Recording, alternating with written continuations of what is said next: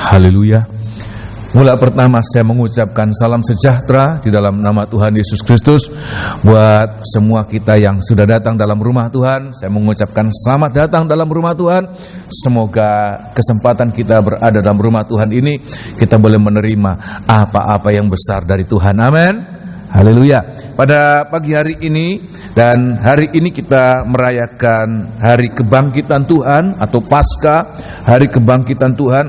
Dan biarlah kita bukan hanya sekedar merayakan setiap tahun ada Paskah, kita datang dalam gereja dan kita merayakan, tetapi ada sesuatu yang harus menjadi suatu pengalaman kita lewat setiap Paskah yang kita alami, juga khususnya pada Paskah tahun ini ya.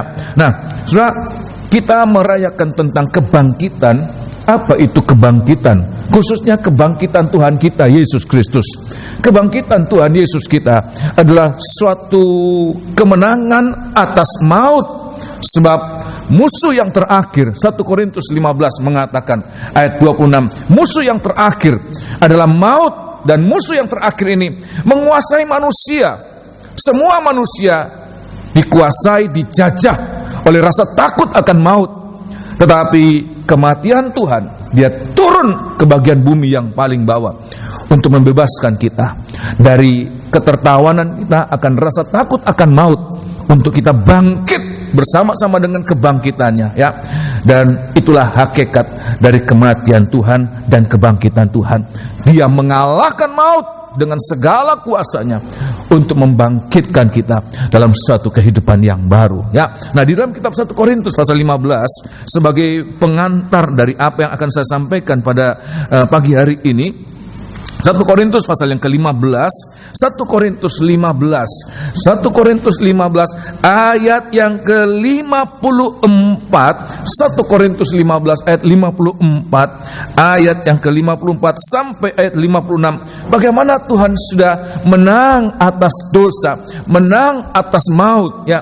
Ayat yang ke-54, dan sesudah yang dapat binasa ini mengenakan yang tidak dapat binasa, dan yang dapat mati ini mengenakan yang tidak dapat mati, maka akan genaplah firman Tuhan yang tertulis ya, maut telah ditelan dalam kemenangan. Maut telah ditelan dalam kemenangannya. Teruskan. Hai maut, hai maut, di manakah kemenanganmu? Di mana kemenanganmu? Hai maut, di manakah sengatmu? Di mana sengatmu? Sengat maut ialah dosa ya, dan kuasa dosa ialah hukum Taurat. Terima kasih. Sejak manusia mula-mula ada di bumi ini, maut sudah mempecundangi manusia lewat dosa. Sengat maut ialah dosa ya. Sengat maut ialah dosa. Dan lewat dosa yang dimasukkan dalam hidup manusia, manusia terpisah dari Allah. Itulah maut, itulah kematian ya. Jadi bukan hanya sekedar mati fisik, mati jasmani, tetapi apa yang lebih membahayakan adalah kalau seseorang terpisah dari Allah. Itulah hakikat dari maut. Tetapi kematian Tuhan dan kebangkitan Tuhan, dia mengerjakan apa? Manusia yang sudah terpisah dari Allah itu dikembalikan untuk mengalami persekutuan dengan Allah. Sehingga semoga ini yang kita alami pada hari-hari ini, walaupun dalam kesendirian, dalam pergumulan, tetapi kita tidak merasakan kita sendiri, tetapi kita boleh merasakan Immanuel, Allah menyertai kita. Sebab kitab Yesaya pasal 59 ayat 1 dan ayat yang kedua, saudara baca di rumah, ayat mengatakan apa yang menjadi pemisah antara manusia dengan Allah adalah dosa dan pelanggaran. Tetapi lewat kematian dan kebangkitannya, ayat mengatakan kuasa maut dikalahkan, maut dikalahkan, ditelan dalam kemenangannya. So, bisa mengerti demikian, amin? Ya. Nah, pagi hari ini saya akan menyampaikan, ada hal-hal yang sangat harus kita mengerti dan kita alami, bahwa kebangkitan Tuhan itu jangan hanya sekedar suatu euforia atau euforia ya, tetapi kita harus mengalami bahwa kebangkitan Tuhan itu satu pengalaman nyata. Kalau saudara di Surabaya ini tidak terlalu merasakan gegap gempitanya suasana Paskah, 2 tahun yang lalu kalau tidak saya berada di Manado dalam suasana Paskah, dan di sana mayoritas Kristen. Kalau Paskah itu sangat meriah ya. Tiap-tiap rumah membuat seperti salib ini, saudara, dengan lampu-lampunya, dengan penjor-penjornya, dan mereka berlomba-lomba untuk mana yang lebih bagus dari lingkungan RT RW kampung, dan semua memasang hiasan seperti demikian. Dan itulah mereka rayakan dengan suatu sukacita besar ya. Tetapi apa yang saya lihat, bahwa Paskah itu hanya sekedar sampai pada batas euforia saja. Tetapi hakikat dari Paskah itu belum sampai mereka alami. Tetapi pada pagi hari ini saya akan sampaikan apa itu hakikat dari Paskah, yaitu bagaimana kuasa kebangkitan Tuhan itu nomor 1 mengalahkan kuasa kematian, itu dosa. Hidup lama itu dikalahkan untuk apa? Dengan kuasa yang sama itu dia membangkitkan, ada harta-harta yang baru, tabiat-tabiat yang baru itu dimunculkan. Kita dimampukan untuk hidup dalam suatu kehidupan yang baru. Di dalam kitab 1 Korintus pasal 15 ini, tolong baca ayat 42, ada suatu pertentangan ya. Bagaimana hidup lama kita dalam suatu kehidupan yang tidak baik, tetapi lewat kebangkitan Tuhan kita mengalami, dimunculkan ada sifat-sifat, karakter-karakter yang baik untuk kita boleh alami ya. Ayat yang ke-42, perhatikan. Demikian pula halnya ya, dengan kebangkitan orang mati. Dengan kebangkitan orang mati, perhatikan ini. Ditaburkan dalam kebinasaan. Itulah manusia lama. Hanya kuasa kebangkitan yang dapat mematikan, mengalahkan ini. Ditaburkan dalam kebinasaan. Ya, teruskan. Dibangkitkan dalam ketidakbinasaan. Tapi dibangkitkan dalam ketidakbinasaan. Teruskan. Ditaburkan dalam kehinaan. Ditaburkan dalam kehinaan. Itu manusia lama. Kehinaan dikalahkan untuk apa? Dibangkitkan dalam kemuliaan. Untuk kita dibangkitkan dalam kemuliaan. Teruskan. Ditaburkan dalam kelemahan. Ya. Dibangkitkan dalam kekuatan. Terus.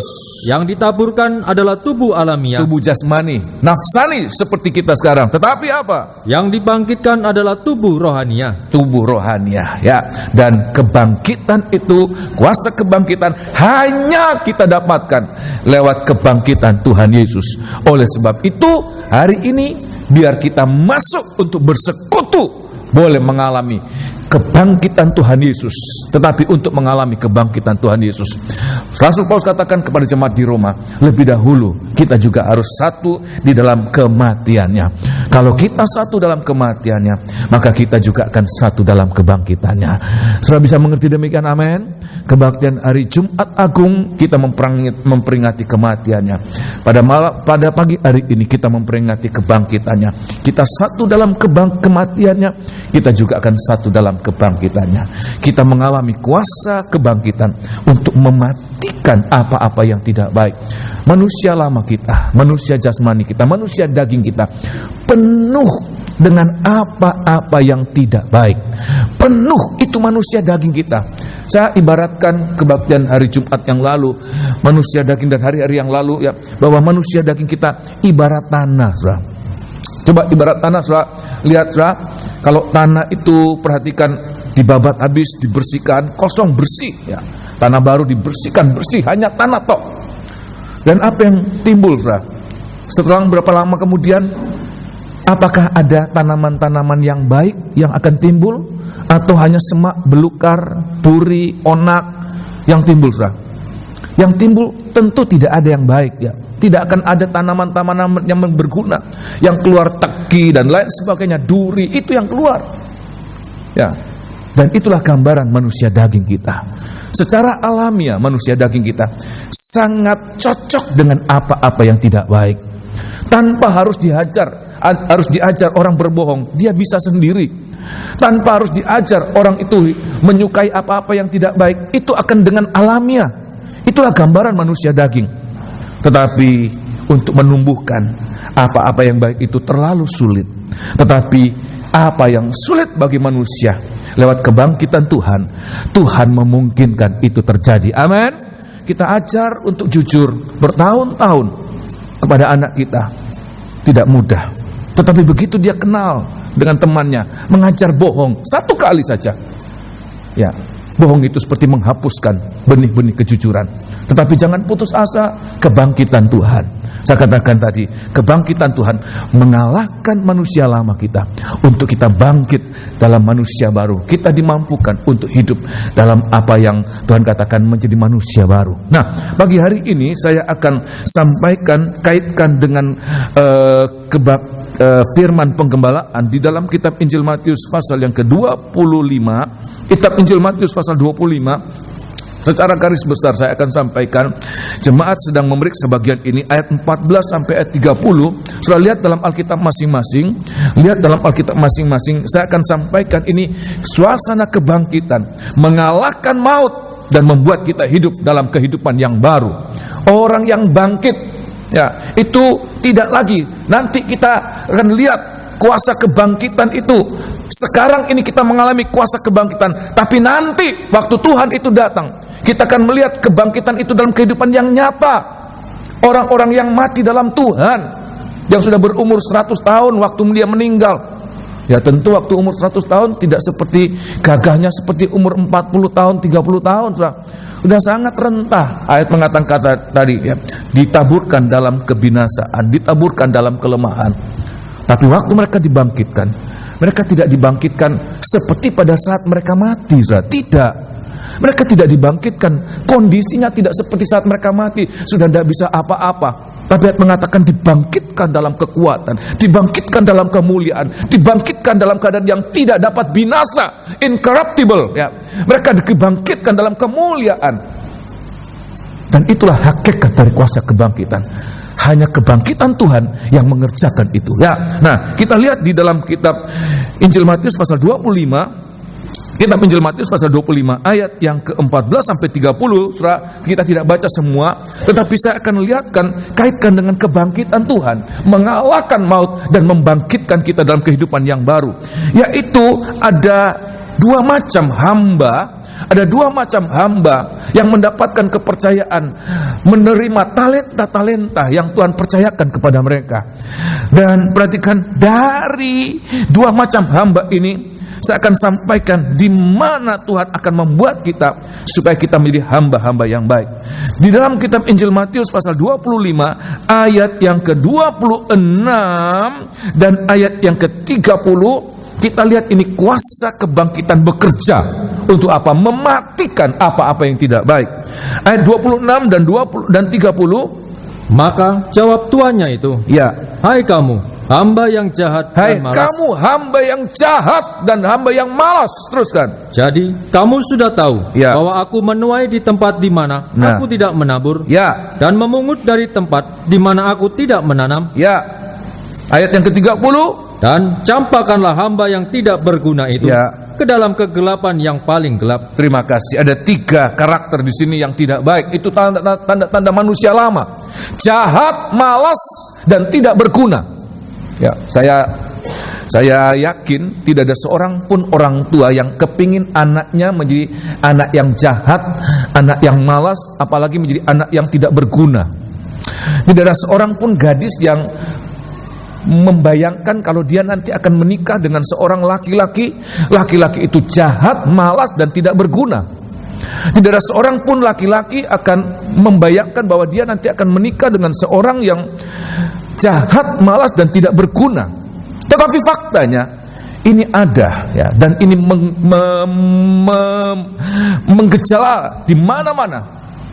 Ada begitu banyak orang yang dihinggapi dengan tabiat ini, malas, jahat, dan tidak berguna.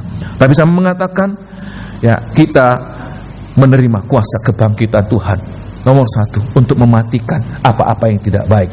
Nah, apa itu hamba yang jahat, hamba yang malas, hamba yang tidak berguna? Dan biar malam hari, siang hari ini kita boleh mengalami, Tuhan, kalau itu ada dalam hidupku, pagi hari ini lewat tubuh dan darah Tuhan, firman yang kita dengarkan, semua itu dimatikan dalam hidupku ini, dimatikan, sehingga kita boleh mendapatkan tabiat-tabiat ilahi, tabiat rohani. mendapatkan tubuh rohani, bukan tubuh nafsani, tapi tubuh rohani. Ya, nomor satu kita akan lihat malas itu apa. Ya, malas itu apa? Pengertian malas itu sesuai dengan firman atau cerita yang kita baca. Nomor satu pada ayat yang ke-18, ayat 18 pada pasal 25 ayat 18, yaitu tidak menjalankan apa yang seharusnya dia lakukan. Ya, ayat yang ke-18, tolong baca ya. Ayat 18 cerita tentang hamba yang baik, hamba yang tidak baik ini, hamba yang rajin, hamba yang setia, dan hamba yang malas. Ya. Dan tidak ada seorang pun yang mau dikata-katai sebagai orang yang malas, orang yang jahat, tidak ada. Tetapi kalau kita lihat, sebenarnya ciri-ciri itu ada dalam kehidupan kita tanpa kita sadari. Ya. Ayat yang ke-18. Tetapi hamba yang menerima 1 talenta itu, Ya, pergi dan menggali lubang di dalam tanah, ya, lalu menyembunyikan uang tuanya. terima kasih. Dia menerima talenta di saat orang-orang yang lain menjalankan apa yang dia terima. Hamba itu, Tuhan itu begitu menaruh kepercayaan yang besar kepada hamba-hambanya. Tetapi dijawab, dibalas dengan apa? Hamba itu tidak mengerjakan, tidak membalas kepercayaan Tuhan yang besar itu. Hanya dia menanam, menggali lubang untuk menanam talenta itu. Saudara, inilah yang harus kita renungkan. Apa tugas-tugas yang Tuhan berikan buat kita sebagai seorang suami, sebagai seorang istri, sebagai seorang anak, sebagai orang tua, saya sebagai gembala sidang, para imam-imam. Coba kita lihat, apakah kita tidak pernah melalaikan tugas yang seharusnya kita kerjakan? Berapa banyak kali kalau kita mau jujur, ya, bahwa kita harus mengakui ada banyak kali kita melalaikan apa-apa yang seharusnya kita lakukan, apa yang menjadi tugas kita, beban yang Tuhan taruh dari hati kita, dalam hati kita, kita tidak lakukan, apapun alasannya. Ayat mengatakan kalau orang itu tahu apa yang harus dia lakukan dan dia tidak melakukan itu yang namanya manusia lama, itu yang namanya maut, itu yang namanya dosa. Tolong baca dalam Yakobus, suratan Yakobus. Sebagai umat Tuhan ada kewajiban-kewajiban yang harus kita lakukan itu. Ya. Tuhan sebagai Allah, dia sudah melakukan kewajibannya untuk kita. Tapi timbal baliknya, sebagai umat, apa yang kita kerjakan untuk Tuhan kita? Saya sebagai hamba Tuhan harus jujur mengatakan bahwa saya belum sempurna dalam pelayanan. Ada banyak perkara-perkara yang seharusnya saya kerjakan, tetapi saya lalaikan itu. Itulah manusia lama. Itulah yang namanya malas. Ya. Yakobus, suratan Yakobus pasal yang keempat. Yakobus pasal yang keempat, ayat yang ke-17. Yakobus pasal yang keempat, ayat yang ke-17. Yakobus 4 ayat yang ke-17.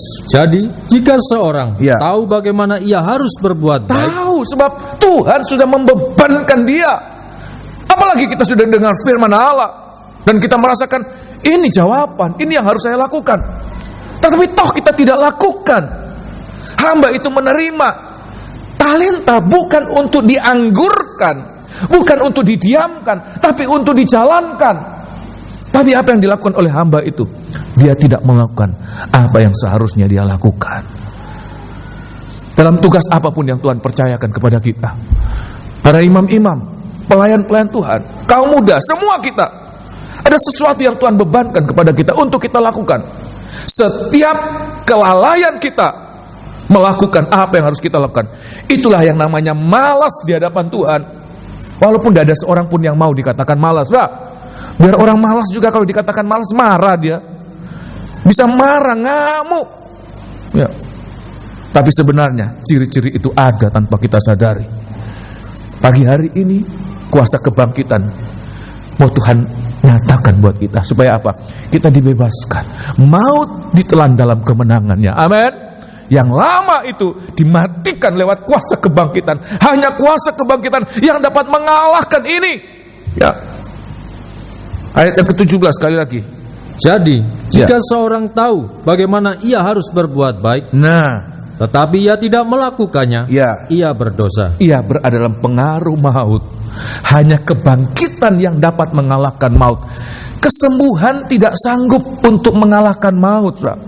Ya, kita kejar-kejar kuasa kesembuhan. Ya, kalau ada gereja yang terbukti dia punya kuasa kesembuhan, sudah pasti ya nggak kurang-kurang jemaatnya, kursinya yang kurang.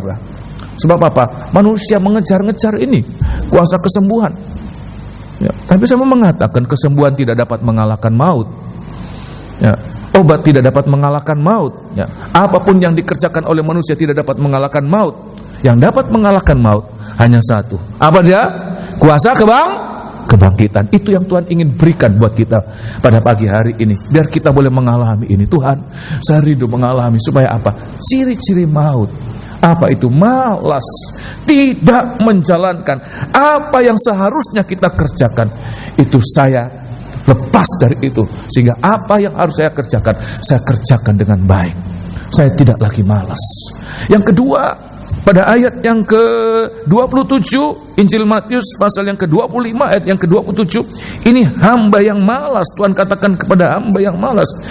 Injil Matius pasal yang ke-25 ayat 27, perhatikan. Karena itu, sudahlah seharusnya uangku itu kau berikan kepada orang yang menjalankan uang, supaya sekembaliku aku menerimanya, serta dengan bunganya. Terima kasih. Jadi kita lihat ini, kalaupun hambanya itu marah, tuannya itu marah kepada hambanya itu, seandainya kamu tidak mau kerjakan, saking malasnya kamu tidak mau kerjakan, mau kasih orang lain, supaya orang lain itu kerjakan, supaya kalau aku datang bisa ada bunganya, ada perkembangannya, ya, bukannya malah dikasihkan kepada orang lain, malah dipendamkan. Begitu egois. Yang kedua apa? Bukan hanya tidak mengerjakan apa yang seharusnya dia kerjakan, tetapi dia tidak memberikan kesempatan kepada orang lain untuk melakukan apa yang tidak dia lakukan. Saya ulangi sekali lagi, inilah tanda-tanda kemalasan. Bukan hanya tidak melakukan apa yang seharusnya dia kerjakan, apa yang baik yang sudah Tuhan bukakan dalam matanya, bukakan dalam hatinya, tetapi malah dia tidak memberikan kesempatan buat orang lain untuk mengerjakan apa yang dia tidak kerjakan. Ya, ini sangat menyakitkan hati Tuhan. Ya, apa ini? Menjadi sandungan. Bukan untuk itu kita dipanggil. Ya, bukan untuk itu kita dipanggil. Ada satu ayat di dalam kitab Injil Matius pasal 23 ayat yang ke-13 kepada ahli Taurat dan orang-orang Farisi. Ya, Injil Matius pasal yang ke-23 ayat yang ke-13. Tuhan lihat, ini mereka. Ya, kalau mereka kasih kepada orang lain bisa kerjakan itu. Nah, kalau kamu tidak mau kerjakan, kasih tahu orang lain. Modal itu jangan dipendam, tapi berikan modal itu. Kalau kamu tidak mau, kasih kepada orang lain yang mau kerjakan itu. Ya, ayat yang ke-13 ini sudah keterlaluan, Ayat yang ke-13, celakalah kamu, hai ahli-ahli Taurat, dan orang-orang Farisi. Hai kamu orang-orang munafik, karena kamu menutup pintu-pintu kerajaan surga. Menutup pintu-pintu kerajaan surga di depan orang, teruskan. Sebab kamu sendiri tidak masuk, dan kamu merintangi mereka yang berusaha untuk masuk. Menjadi sandungan. Ya, ada pintu yang sempit. Pintu surga lebar atau sempit, Alkitab mengatakan sempit. Untuk masuk surga itu tidak hura-hura, Ya, untuk masuk surga itu tidak ketawa-ketawa. Oh, kita masuk surga, gampang masuk surga. Penuh pergumulan, Untuk masuk surga itu pergumulan. Alkitab mengatakan, Tuhan Yesus katakan, pintunya sempit, jalannya sempit, penuh pergumulan. Dan orang-orang Farisi, ahli-ahli Taurat, mereka sendiri nggak mau masuk. Ya, kalau nggak mau masuk ya mbok minggir gitu ya. Tapi tidak mau masuk, ya diam di muka pintu itu, sehingga orang lain yang di belakang yang mau masuk terhalang, ya, oleh adanya mereka di depan pintu. Inilah hamba-hamba yang malas, Dia sendiri tidak melakukan, tetapi dia tidak memberikan kesempatan kepada orang lain. Biar pagi hari ini coba kita renungkan. Kalau kita punya pikiran yang besar untuk pekerjaan Tuhan. Seandainya kita tidak mampu, ya, seandainya kita tidak bisa lakukan karena ada halangan, ya, seorang perempuan Samaria yang ditolong oleh Tuhan lewat suatu perjumpaan yang ajaib. Dia tidak bisa mengutarakan, menerangkan bagaimana Mesias. Dia tidak bisa menerangkan bagaimana, sebab dia baru pertama kali bertemu dengan Tuhan. Tetapi dia menjadi petunjuk untuk orang-orang itu bisa mencari Mesias yang sesungguhnya. Apa yang dia katakan, saudara? Kesaksiannya singkat. Dia tidak bicara macam-macam. Dia katakan, di sana ada orang. Di sana ada orang yang sudah menyatakan apa yang aku kerjakan, apa yang aku lakukan. Bukankah dia itu Mesias? Walaupun masih dalam bentuk pengenalan yang samar-samar. Saudara, biar hari-hari ini yang harus kita kerjakan, saudara.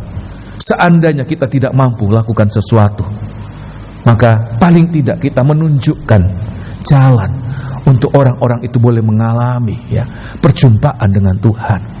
Biar pagi hari ini jangan kita tidak mau melakukan sesuatu, tapi lakukan sesuatu. Sekecil apapun yang kita bisa kerjakan, kerjakan itu. Maka kita sudah menjadi berkat buat orang lain. Lewat suatu perkataan yang sederhana saja. Alkitab mencatat bahwa sebagian besar kota Sikar yang di Samaria itu menjadi percaya kepada Tuhan lewat perkataan sederhana dari perempuan berdosa ini. Dia tidak malas lagi, dia tidak menjadi sandungan, tetapi dia menjadi berkat. Itu hakikat dari orang-orang percaya. Tuhan katakan kepada Abraham, engkau akan diberkati dan engkau akan menjadi berkat. Bukan untuk menjadi sandungan, tetapi menjadi berkat. Menjadi sandungan itu praktek kemalasan, ya. Oleh sebab itu, biar kita mengalami Tuhan, kuasa kebangkitan melepaskan aku. Tidak lagi menjadi sandungan, tetapi kita menjadi berkat. Amin. Ya. Yang kedua, bukan hanya malas, ya, tetapi juga jahat. Ya. Apa praktek kejahatan? Nah, kalau kita baca di dalam kitab Injil Matius pasal 25 tadi, saudara, tidak disebutkan dia bunuh orang, ya, dia curi apa yang orang lain punya, ya, dia berzina dengan istri orang, tidak disebutkan. Tetapi dalam kitab Injil Matius pasal 25, ini perbuatan dari hamba yang malas dan jahat ini, ya, inilah kejahatan yang seringkali kita tidak anggap itu suatu kejahatan. Saya tidak mencuri, saya tidak membunuh, saya tidak memfitnah, ya. Tetapi kalau ada ini, Tuhan katakan itulah kejahatan. Hanya kuasa kebangkitan yang dapat menyadarkan kita dan dapat membuat kita terlepas dari ini, ya. Ayat yang ke-24, perhatikan.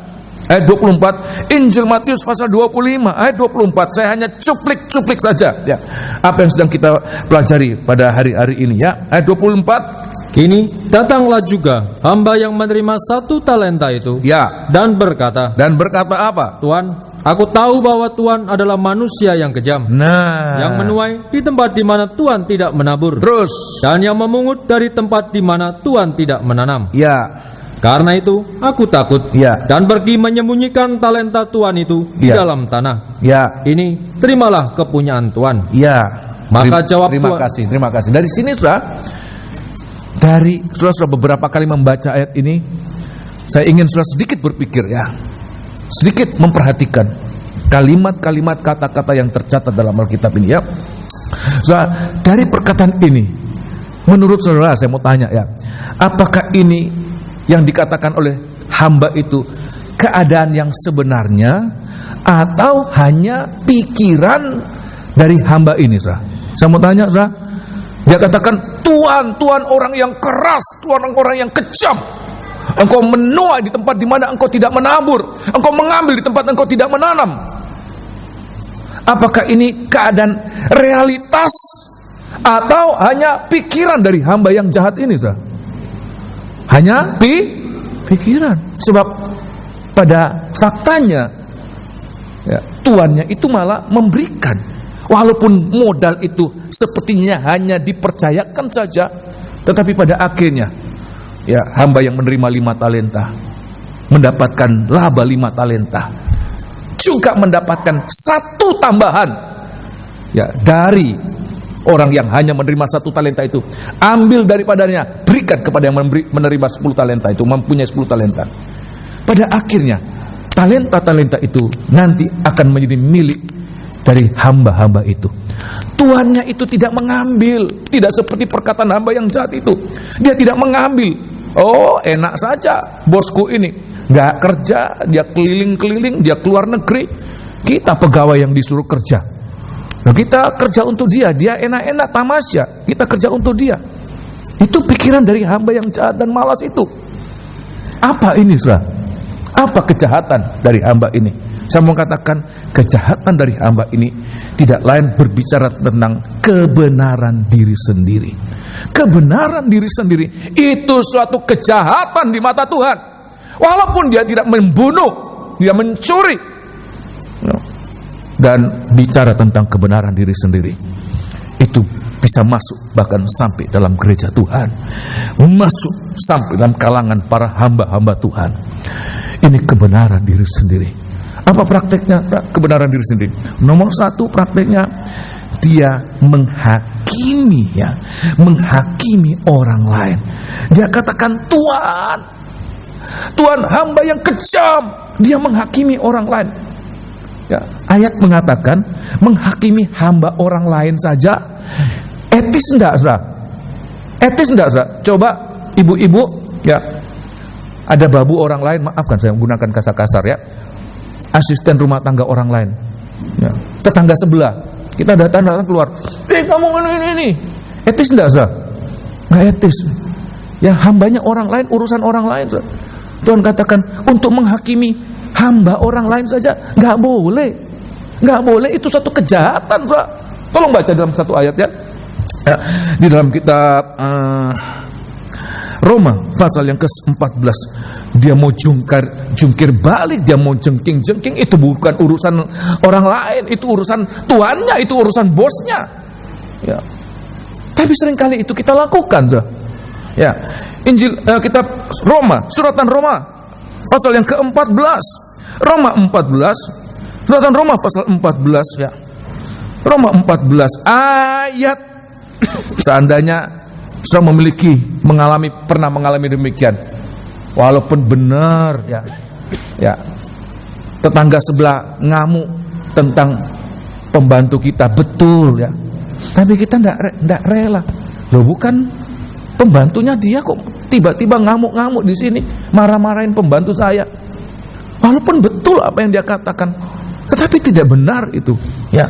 Di dalam kitab Roma pasal 14, suratan Roma pasal yang ke-14, Tuhan katakan jangan kita menghakimi. Ayat yang keempat, Tuhan katakan ayat yang keempat, siapakah kamu, ya, sehingga kamu menghakimi hamba orang lain? Sehingga kamu menghakimi hamba orang lain. Teruskan. Entahkah ia berdiri, entah dia berdiri, entahkah ia jatuh, entah dia jatuh, itu adalah urusan tuannya sendiri. Itu urusan tuannya, bukan urusan kita, bukan urusan kita. Ya, teruskan. Tetapi ia akan tetap berdiri, ya, karena Tuhan berkuasa menjaga dia terus berdiri. Ayat 13, perhatikan. Karena itu, ya, janganlah kita saling menghakimi lagi. Terus. Tetapi lebih baik kamu menganut pandangan ini. Ya. Jangan kita membuat saudara kita jatuh, ya, atau tersandung. Terima kasih. Ini suatu ajaran, ya, ajaran buat kita. Ini kejahatan, saudara. Ini lebih daripada pencurian, lebih daripada pembunuhan. Menghakimi orang lain. Tuhan katakan kita belajar untuk tidak menghakimi. Ya, sebab dengan ukuran, dengan parameter yang kita gunakan untuk menghakimi orang lain, itu juga akan dipakaikan untuk menghakimi kita, ya. Ya, ayat mengatakan kita tidak punya hak untuk menghakimi hamba orang lain. Ini juga pelajaran buat sidang jemaat. Saya mau ajarkan buat sidang jemaat, bukan mentang-mentang saya hamba Tuhan, ya, bukan mentang-mentang saya hamba Tuhan dan saya mengatakan ini, tetapi ini dari dalam hati. Saya tidak mau jemaat bersalah. Ya, saya tidak mau jemaat bersalah. Saya berusaha untuk mencegah jemaat bersalah, untuk jangan menghakimi seorang hamba Tuhan. Jemaat yang menghakimi seorang hamba Tuhan, baik itu gembalamu, bukan saya karena saya gembala saya mengatakan ini, Tapi saya berusaha untuk jangan sampai jemaat itu jatuh dalam kesalahan yang tidak semestinya dilakukan. Jangan menghakimi hamba Tuhan, baik itu gembalamu ataupun hamba Tuhan yang lain. Sebab hamba Tuhan itu dia tidak bertanggung jawab kepada Anda, tapi dia bertanggung jawab kepada Tuhan. Itulah Tuhan yang mempekerjakan dia. Setiap hamba Tuhan, dia bertanggung jawab kepada Tuhan. Kalaupun dia salah, nanti dia harus bertanggung jawab kepada Tuhan. Itulah Tuhan kita. Kalau kita menghakimi kesalahan dari hamba Tuhan itu, nanti akan menjadi kesalahan kita juga. Dia memang salah, saudara. Ada faktanya, ada buktinya, memang dia salah. Tetapi kalau kita menghakimi, ya, nanti kesalahan itu tertimpa atas kita. Sebab Tuhan katakan, jangan kamu menghakimi. Nah, saya akan memperlihatkan betapa jahatnya hamba yang disampaikan ini dalam cerita ini. Ayat mengatakan untuk menghakimi orang lain saja nggak boleh, sebab kita belum punya hak untuk itu. Nanti satu saat Tuhan akan berikan kita hak untuk menghakimi. Jangankan menghakimi manusia, Tuhan katakan kita nanti akan menghakimi malaikat. Anak-anak Tuhan, saudara percaya demikian, amin? Kalau kita sekarang tidak menghakimi, satu saat Tuhan akan memberikan kita kuasa, otoritas untuk menghakimi malaikat sekalipun. Nah, kalau sekarang kita belum diberikan kuasa, kita sudah mengambil kuasa itu, Tuhan tidak akan memberikan kuasa itu. Ya, Tuhan katakan, belum saja aku beri kuasa, engkau sudah menghakimi, apalagi aku beri kuasa. Mau jadi apa ini? Saudara, perhatikan, saudara. Kita belum mendapatkan kuasa untuk menghakimi sesama, apalagi hamba orang lain. Kita tidak punya wewenang, kita tidak punya akses ke sana. Tetapi hamba yang jahat ini, dia bukan hanya menghakimi sesama teman-temannya, dia bukan hanya menghakimi hamba orang lain, tetapi dari kalimat yang kita baca, siapa yang dihakimi, saudara? Siapa yang dihakimi, saudara? Hakim itu. Coba apa tidak kurang ajar, saudara? Ya. Seorang hamba, apa dia berhak menghakimi tuannya itu? Dia bukannya menghakimi sesama temannya, tapi bahkan dia menghakimi Tuhan. Tuhan yang nanti merupakan hakim yang maha adil, yang akan menghakimi semua kita. Dia menghakimi. Oleh sebab itu biar hari-hari ini kita mohon Tuhan, daripada kita menghakimi orang lain, gak ada gunanya. Kita menghakimi orang lain tidak membuat kita lebih suci, tidak. Kita menghakimi orang lain tidak membuat kita lebih benar, tidak. Daripada kita menghakimi orang lain, Tuhan ajar untuk kita menghakimi diri sendiri, introspeksi. Ya, Tuhan katakan, sebelum engkau lihat ada selumbar di mata orang, lepaskan balok di matamu sendiri. Ada begitu banyak kesalahan kita. Kalau kita gunakan waktu-waktu ini untuk menghakimi diri sendiri, maka kita tidak ada waktu untuk menghakimi orang lain. Kita tidak menjadi hamba yang jahat. Bagaimana kita boleh mengalami ini? Hanya kuasa kebangkitan yang membuat kita terbuka mata untuk itu. Kematian dan kebangkitan Tuhan, itu yang membuka kita. Kita gunakan waktu. Sebenarnya waktu hidup kita yang tinggal berapa lama, saudara? Tahun ini saya berumur 51 tahun.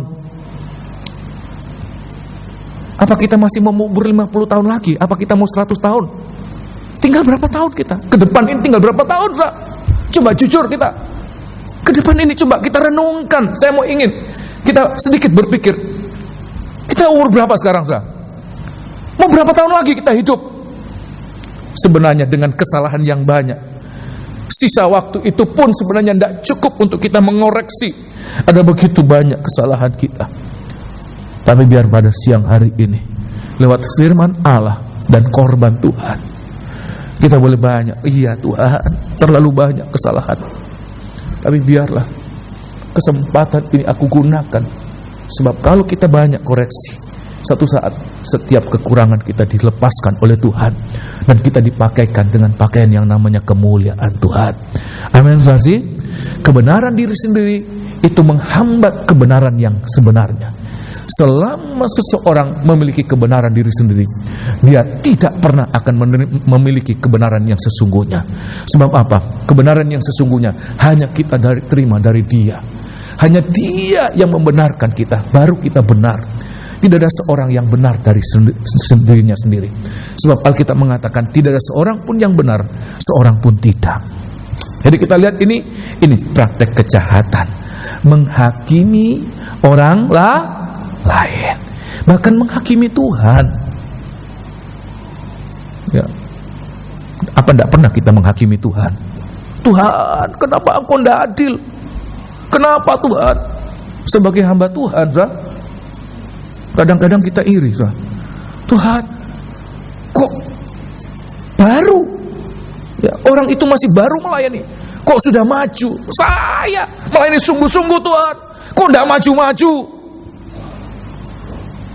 Kita sudah menghakimi orang lain, kita sudah menghakimi Tuhan. Notabene kita lakukan, saya lakukan itu. Kok begitu?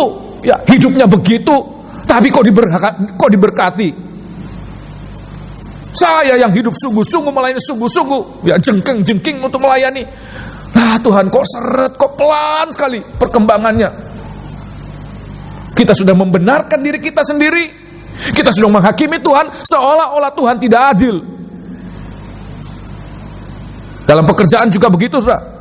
Seringkali, saudara, Tuhan, kok toko sebelah, kok teman sebelah, ya kerjanya kayak gitu, kok diberkati. Kita kerja jujur, ya kok sepertinya tidak rame, tidak diberkati. Kenapa Tuhan? Kenapa? Kita sudah menghakimi Tuhan. Biar pada pagi hari ini tubuh dan darah Tuhan mematikan kebenaran diri sendiri. Tidak ada yang tidak benar pada Tuhan. Apapun yang Tuhan izinkan kita alami, pegang. Tuhan sedang membuat segala sesuatu menjadi apa? Baik. Sudah baca demikian, amin? Tolong baca Roma, ini ayat favorit saya. Walaupun sepertinya tidak enak, kok begini ya? Kok seperti ada ketidakadilan ini? Tuhan tidak adil. Kita sudah menghakimi hakim yang maha adil. Kita sudah menghakimi Tuhan. Tuhan tidak adil ini.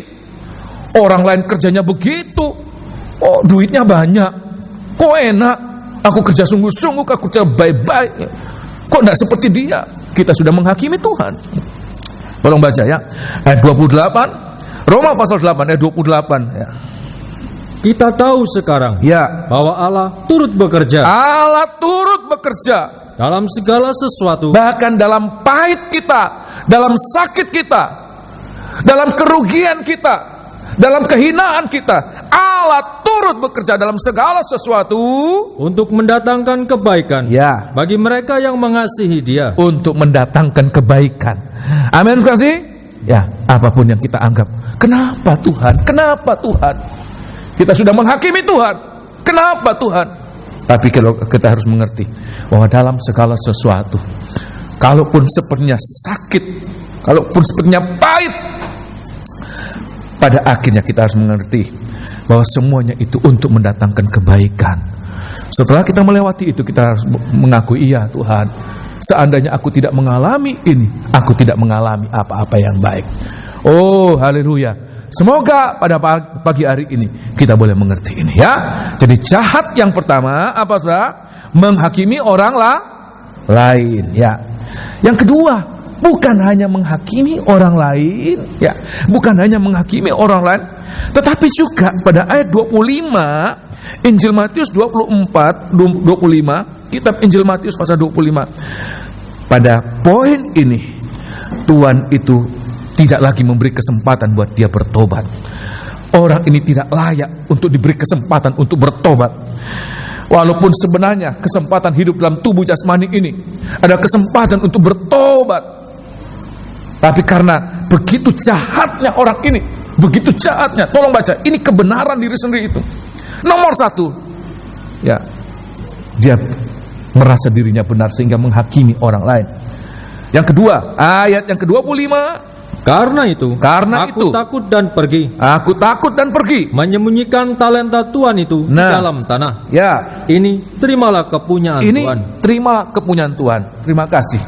Dari kalimat yang sudah baca ini, kebaktian dari Selasa saya sudah sampaikan, sudah. Dari kalimat yang sudah baca ini, di situ kelihatan hamba itu sama sekali tidak merasa bersalah. Sehingga karena tidak merasa bersalah, juga tidak merasa perlu untuk bertobat. Ya, kalau dia minta maaf, ya, saya yakin walaupun dia salah, sebab Tuhan kita ini Tuhan yang penuh ya, belas kasihan. Kalau dia jengking-jengking, oh ampun Tuhan, saya salah berpikir, ampuni, memang saya malas, memang saya jahat, tapi ampuni saya. Saya yakin Tuhan ini akan diampuni. Tapi apa yang dia kerjakan? Ini Tuhan, ini milik Tuhan, dengan tanpa merasa bersalah apa-apa. Orang yang tidak pernah merasa bersalah, ya, walaupun sudah melakukan kesalahan, orang ini tidak bisa bertobat. Kalau tidak bisa bertobat, apa yang harus diampuni? Kalau tidak mau bertobat, apa yang harus diampuni dari orang itu? Oleh sebab itu, biar hari-hari ini bukannya kita selalu merasa tidak berlayak di hadapan Tuhan, tetapi Tuhan mengajarkan kepada kita untuk apa? Kita selalu harus mohonkan belas kasihan Tuhan, supaya tidak timbul kebenaran diri sendiri. Sebab kebenaran diri sendiri ini sebenarnya adalah suatu kejahatan yang masuk sampai di dalam gereja. Bukan hanya di luar sana, tetapi masuk sampai dalam kalangan gereja, bahkan kalangan hamba-hamba Tuhan. Siapapun juga, saya pun, semua kita rentan. Tidak ada seorang pun yang kebal dengan kebenaran diri sendiri. Tidak ada seorang pun kebal. Saya pun rentan dan sudah melakukan itu. Tapi biar pagi hari ini kita mohon, ya Tuhan, ampuni saya. Dengan perkataanku, dengan pandanganku, dengan pikiranku, aku sudah melakukan kejahatan yang besar di matamu. Kematian Tuhan dan kebangkitan Tuhan mengalahkan, mengamatikan semuanya itu. Amin. Terima kasih. Haleluya. Ya, semoga ini kita bisa mengerti ya. Dan yang ketiga, saudara, hamba ini bukan hanya hamba yang jahat dan hamba yang malas, tetapi pada ayat yang ke-30 disebutkan hamba yang tidak berguna. Hamba yang tidak berguna, ya. Apa arti tidak berguna? Tidak berguna itu artinya tidak mendatangkan manfaat atau kebaikan apa-apa. Seorang itu dikatakan tidak berguna kalau dia tidak mendatangkan manfaat atau ya untung apa-apa. Ini hamba yang tidak berguna, tidak mendatangkan manfaat apa-apa. Nah, khususnya buat siapa, saudara? Bukan untuk diri sendiri. Kalau untuk diri sendiri, untung dia, saudara. Biar orang lain rugi, yang penting aku untung. Orang lain jelek, yang penting aku bagus di mata orang. Tetapi tidak mendatangkan keuntungan apa-apa itu. Artinya apa?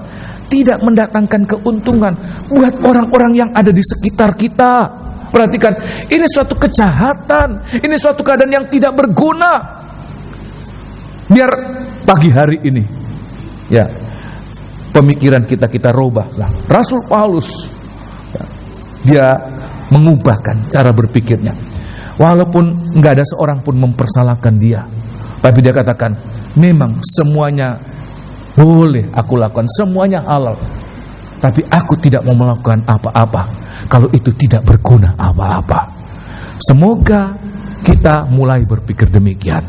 Jangan melakukan sesuatu, jangan melakukan sesuatu. Perhatikan, kalau itu tidak berguna apa-apa, khususnya tidak bermanfaat untuk orang lain, walaupun kita anggap itu tidak salah, tidak salah. Tolong baca ya, 1 Korintus, suratan 1 Korintus pasal yang ke-6. 1 Korintus pasal yang ke-6. Uang gua, ya, aku mau beli apa itu uang saya, ya, rumah saya. Tapi kalau tidak berguna, tidak menjadi berkat buat orang lain, Tuhan katakan, nanti kita akan dikata-katai oleh Tuhan, engkau hamba yang tidak berguna. Kenapa? Selama umur hidupmu, berapa tahun engkau hidup, engkau tidak bermanfaat untuk orang lain. Coba kita renungkan, sudah berapa banyak manfaat yang kita berikan buat orang lain dalam hidup kita ini, dalam ibadah kita ini. Sudahkah kita bermanfaat? Ya, 1 Korintus pasal yang ke-6. Semoga kita, ya, pertimbangan kita dalam melakukan segala sesuatu bukan masalah untung rugi untuk kita, tapi harus kita renungkan ini, saudara. Rasul Paulus katakan ini, 1 Korintus pasal yang ke-6, ayat yang ke-12, perhatikan. 1 Korintus pasal yang ke-6, ayat 12. Segala sesuatu halal bagiku. Artinya apa? Tidak ada orang yang dapat mempersalahkan dia. Apa yang dia lakukan oleh Rasul Paulus tidak mungkin terjerat hukum, tidak dipersalahkan orang lain. Ada alasan-alasan pembenaran untuk apa yang dia lakukan. Segala sesuatu halal bagiku, tetapi bukan semuanya berguna. Tetapi semuanya itu belum tentu benar, belum tentu berguna. Ya, kita anggap itu nggak mungkin kita dipersalahkan.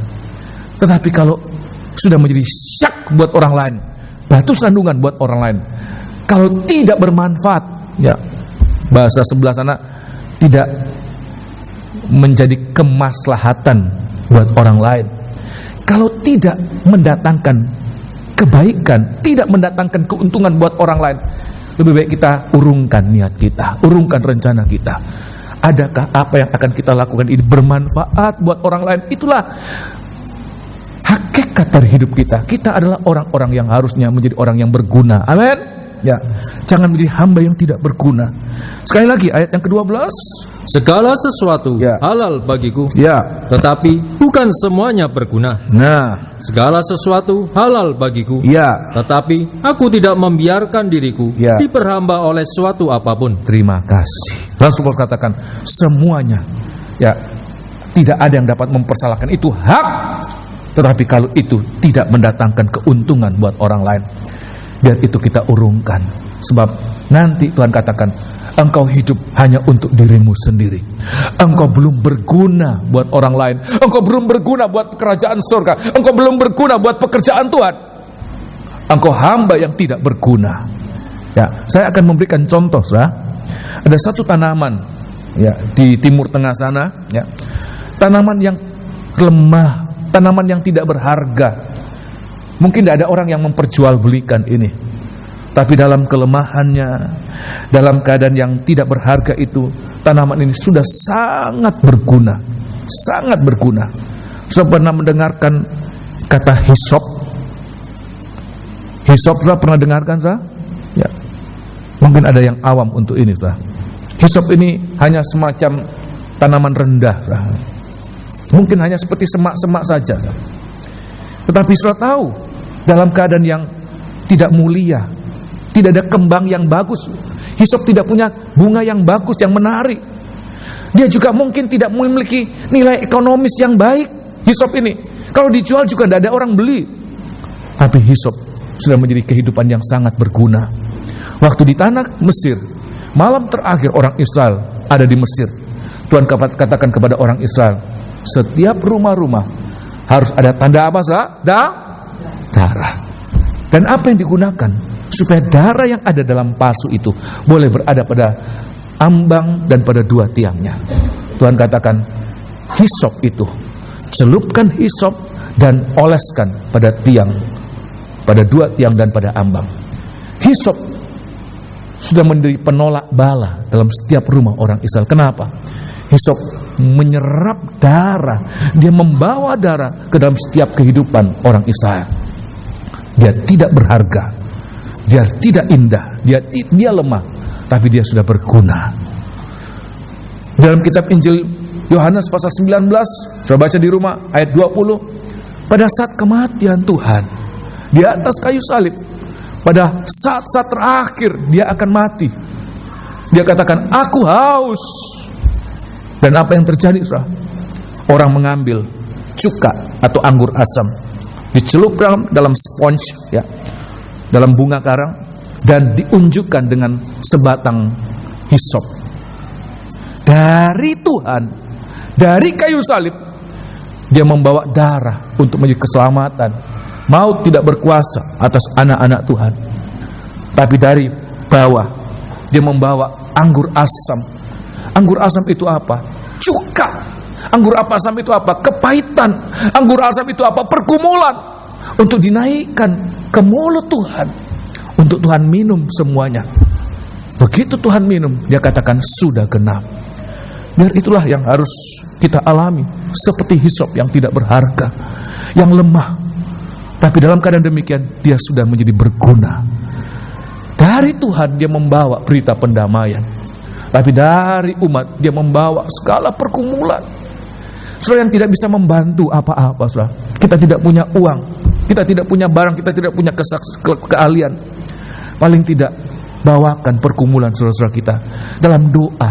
Kita seperti sedang membawa pergumulan saudara-saudara kita lewat doa kita bagikan batang hisop yang menaikkan anggur asam sampai ke mulut Tuhan. Tidakkah kita pernah merasa perlu untuk itu, saudara? Terlalu banyak kita mendoakan diri kita sendiri, tapi kita tidak lagi peduli dengan keadaan sekeliling kita. Tapi biar hari-hari ini saya merasakan sedang dalam tekanan Tuhan untuk saya melakukan ini. Berdoa, tidak lagi berdoa untuk diri sendiri, tapi ada begitu banyak yang perlu didoakan. Ada orang-orang yang perlu didoakan. Walaupun hanya ini yang bisa kita lakukan, saudara. Kita tidak bisa membantu dengan keuangan kita, kita tidak membantu dengan tenaga kita, tapi paling tidak dengan doa kita itu sudah sangat berguna untuk menolong orang lain. Jadilah hidup bermanfaat. Mau mengalami demikian, amin? Ya, ini harus kita mengalami ini. Tidak lagi hidup dalam kebenaran diri sendiri, tidak lagi hidup dalam memikirkan diri sendiri. Semuanya itu hanya dapat dimatikan lewat kuasa kebangkitan Tuhan. Biar pagi hari ini yang boleh kita alami, ya. Saya mau cepat saja, ya. Yang kedua, tidak berhenti, ya, mematikan apa-apa yang tidak baik. Tetapi setelah apa-apa yang tidak baik itu dimatikan, menumbuhkan apa-apa yang baik. Nah, apa-apa yang baik itu tidak tumbuh sendiri, saudara. Apa-apa yang baik itu harus punya kekuatan yang luar biasa. Dan kekuatan itu tidak lain datang dari kebangkitan Tuhan. Nah, kita kembali dalam kitab Injil Matius pasal 25 tadi. Nah, saya akan perlihatkan, saudara, apa yang baik yang harus ditumbuhkan dalam kehidupan kita. Haleluya. Injil Matius pasal 25 ayat yang ke-20, ayat 20. Nah, saya akan perlihatkan ini yang harus tumbuh dalam kita. Kalau apa-apa yang tidak baik itu sudah dimatikan, ditelan dalam kuasa kemenangannya, ya. Apa-apa yang tidak baik itu manusia daging kita dimatikan kuasanya. Untuk apa? Kita mohon Tuhan munculkan karakter-karakter rohani, tabiat-tabiat ilahi itu dalam hidupku ini. Sebab pada dasarnya manusia itu dari sononya itu manusia bobrok, tidak baik, ya. Tapi kita lihat Tuhan akan menimbulkan apa-apa yang baik dalam kehidupan kita, ya. Ayat 20, perhatikan. Hamba yang menerima 5 talenta itu datang dan ia membawa laba 5 talenta. Perhatikan. Katanya, Tuhan, ya, 5 talenta Tuhan percayakan kepadaku. Ya. Lihat, aku telah beroleh laba 5 talenta. Ya. Maka kata tuannya itu kepadanya, ya, baik sekali perbuatanmu itu. Baik sekali perbuatanmu itu. Hai hambaku yang baik dan setia. Hambaku yang baik dan yang setia. Engkau telah setia dalam perkara kecil. Engkau setia dalam perkara yang kecil. Aku akan memberikan kepadamu tanggung jawab dalam perkara yang besar. Ya. Masuklah dan turutlah dalam kebahagiaan Tuhanmu. Terima kasih. Saudara, lihat di sini, saudara. Ada 2 kutub besar. Pagi hari ini saya sampaikan. Ada 2 kutub besar. Kutub negatif, apa tadi, saudara? Hamba yang jahat, malas, dan tidak berguna. Sedangkan kutub yang positif, pagi hari ini secara cepat saya mau sampaikan, disebutkan hamba yang apa, saudara? Baik dan setia. Yang malas, yang jahat, yang tidak berguna dimatikan oleh kuasa kebangkitan. Tapi menjadi hamba yang baik, menjadi hamba yang setia, itu juga hanya bisa terjadi lewat kuasa kebangkitan. Pagi hari ini yang harus kita mohon. Tuhan, saya rindu nanti satu saat, di saat Engkau datang kembali, telingaku ini mendengarkan Engkau berkata kepada saya, aku ini hamba yang baik dan yang setia, masuk dalam kebahagiaan Engkau dalam kerajaan surga. Nah, saya akan perlihatkan apa kebaikan dari hamba-hamba ini. Cepat saja saya akan sampaikan apa kebaikan dari hamba-hamba ini. Ayat yang ke-17 dikatakan, ayat 18, segera, atau ayat 16, segera, terima kasih, tidak usah dibaca, ya. So, lihat ayat 16, segera setelah hamba itu menerima talenta itu, dia langsung kerjakan. Inilah kebaikan yang Tuhan ingin berikan buat kita. Apa itu? Kita ada rasa bersegera-segera. Apa itu? Menggunakan kesempatan, menggunakan waktu. Tidak berlambat-lambat, tidak menunda-nunda. Saya mau sampaikan ini kejelekan yang seringkali tidak disadari, saudara. Menunda-nunda waktu. Saya banyak kali menyampaikan ini, saudara. Untuk segala sesuatu yang baik, seringkali kita tunda-tunda. Seorang anak muda diajak sama orang tuanya, ini saudara, bukan yang ke-1 kali ini. Berapa kali kita ayo nak, kita ke gereja. Dia katakan, nanti aja Pak. Ya, kalau sudah tua. Papa juga kenal Tuhan sudah tua. Papa juga sungguh-sungguh sudah tua. Sudah tahu apa yang terjadi? Nggak sampai tua. Ya, malam itu dia pulang dan dia tidak kembali. Dia pergi dan dia tidak kembali lagi. Kenapa? Dia tunggu tua, tidak mendapatkan kesempatan. Jangan menunda-nunda waktu. Seberapa apa yang Tuhan tekankan untuk kita lakukan, saudara. Jangan tunda. Alasan bisa ada, saudara. Kalau mau sungguh-sungguh, nanti saja. Dalam ibadah begitu, saudara, seringkali, saudara. Ibu-ibu seringkali begitu, saudara. Apalagi kalau mulai ada hambatan. Ada hambatan. Waktu hamil muda, hamil muda, nggak bisa, nanti aja kalau sudah hamilnya sudah tua, ya baru saya. Hamil tua ada lagi halangannya, saudara. Ya. Nggak bisa, hamilnya tua, berat. Nanti aja kalau sudah melahirkan, saudara. Ini suka menunda-nunda, saudara. Waktu melahirkan ada lagi halangannya. Sibuk bro, nggak bisa. Anaknya masih kecil, nanti ya kalau sudah merangkak. Sudah merangkak lain lagi sama halangannya. Selalu ada halangan. Jangan menunda-nunda. Tapi Tuhan katakan apa? Segera lakukan. Ini kebaikan, saudara. Segera, jangan tunda waktu. Sebab apa? Menunda waktu, ya, itu mengakibatkan apa? Keterlambatan. Jangan-jangan kita tunda. Nggak usah tahun depan, nggak usah 10 tahun depan. Besok pun itu sudah keterlambatan, saudara. Oleh sebab itu Tuhan katakan, kalau engkau dengarkan kata hari ini, jangan keraskan hatimu. Kalau kita dengarkan kata hari ini, gunakan kesempatan hari ini. Jangan tunda, besok baru saya jalankan. Hamba yang baik, begitu dia menerima, dia segera jalankan. Ya, saya membaca cerita tentang Yusuf. Yusuf juga demikian. Hari itu dia naik dari liang tutupan, dia keluar dari penjara. Hari itu dia berhadapan dengan Firaun. Hari itu dia dilantik beri kuasa atas Mesir. Hari itu dia keliling Mesir. Dia tidak tunda besok. Baru diwisuda, baru dilantik, ya, jadi pejabat, masih capek, besok saja. Tidak. Yusuf itu hamba yang baik. Hari itu dia menerima tanggung jawab dari Tuhan. Hari itu dia lakukan apa yang Tuhan tekankan untuk dia kerjakan. Pagi hari ini saya tidak tahu apa yang Tuhan sedang taruhkan dalam hati kita masing-masing. Apa yang Tuhan taruhkan, jangan tunda. Saya mau mengatakan, ulangi perkataan tadi. Jangan-jangan besok itu suatu keterlambatan. Sebab Tuhan katakan, kalau kamu masih mendengarkan hari ini, lakukan apa yang kau ingin lakukan. Apa yang Tuhan taruh, kerjakan itu. Kerjakan itu. Itulah kebaikan. Sebab apa? Lebih dari segala-galanya. Dalam kitab Wahyu pasal yang ke-22 sampai 3 kali Tuhan katakan, aku segera datang.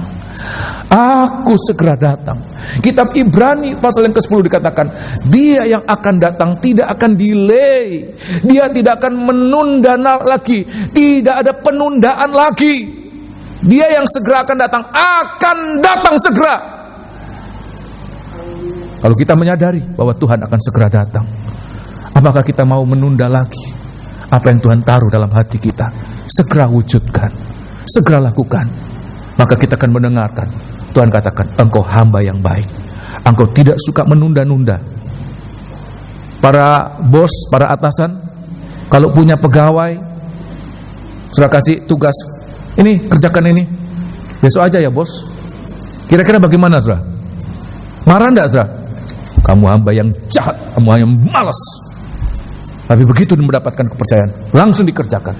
Baik anak ini, baik, bisa dipromosikan.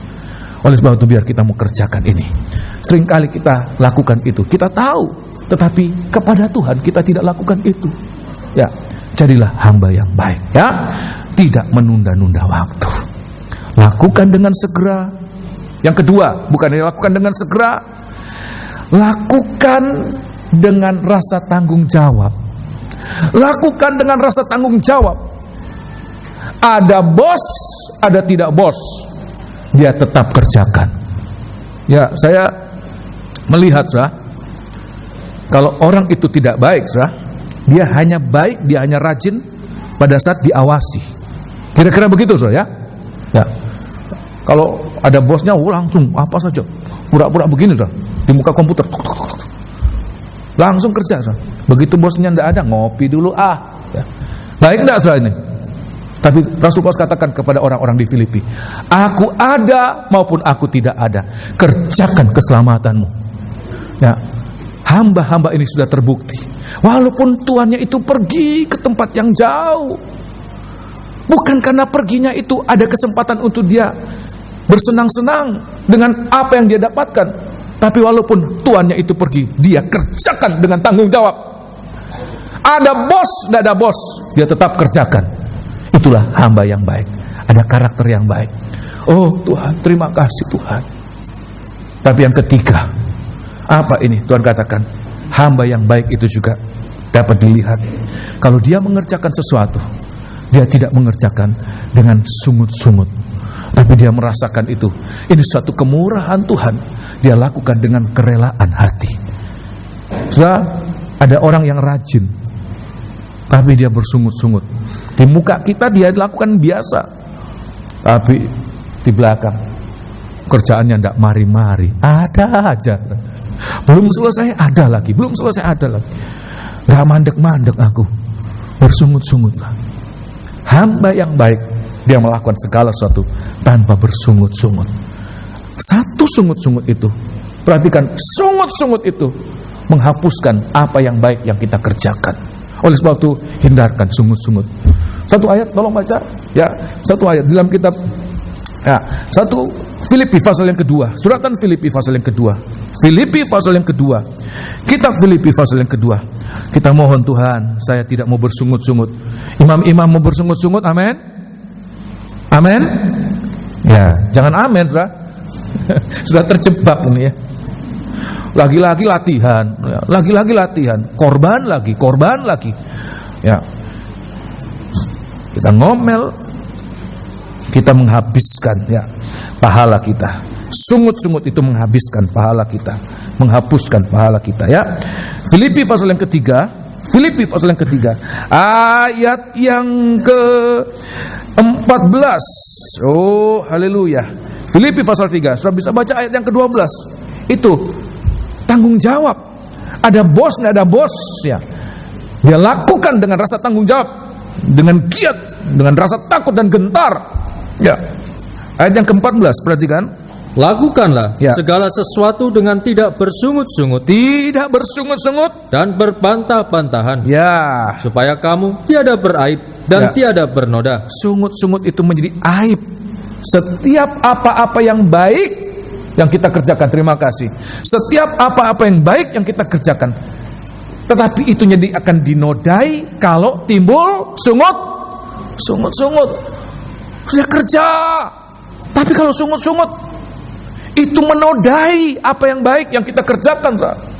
Sudah berkorban, tapi bersungut-sungut itu menodai apa yang kita kerjakan, apa yang baik yang kita kerjakan. Oleh sebab itu mohon Tuhan, saya tidak mau menodai apa yang baik, supaya upahku tidak hilang. Engkau katakan, aku hamba yang baik. Selain hamba yang baik, hamba yang apa, saudara? Setia. Ukuran kesetiaan dilihat dari waktu yang lama.